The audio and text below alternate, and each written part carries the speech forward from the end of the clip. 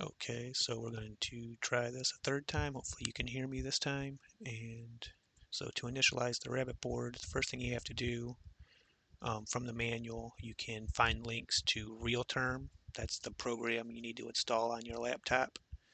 And then there's also this driver for the programming cable.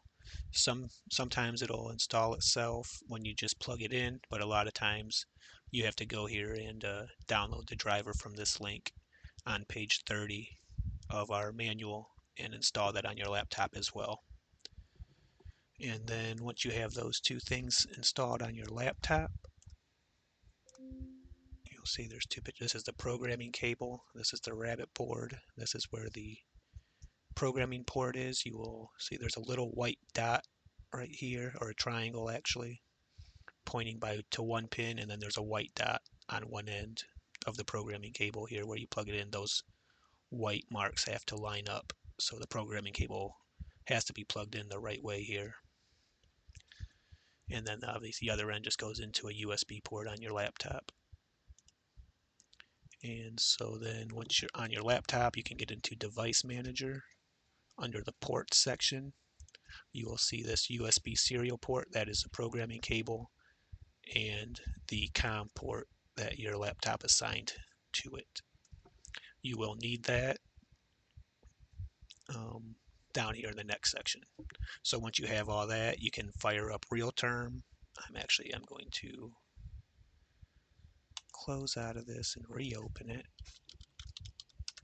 so that it's fresh. So this is what it should look like when you open it. And then on this display port you put half duplex. Then on the port tab here you set the baud rate to 9600. Parity, all this stuff should be the same. Parity data stop bits should all be the same default. Shouldn't have to do anything there. Then up here in this drop down on the port drop down is where we're using COM3, so you'll get down here to the 3 equals VCP0. That's the port you need to select. And then you need to basically, the RealTerm opens with the port open by default, so you have to close the port and reopen it once you get all the correct settings in there.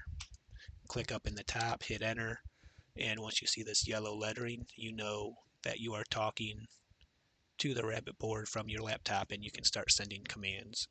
To initialize the board, it's just INIT, all caps, hit enter, and if you see this default's loaded, you're good to go. The board has been initialized.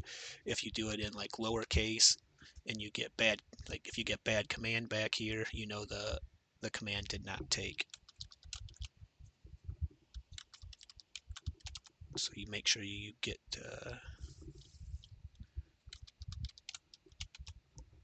defaults loaded there.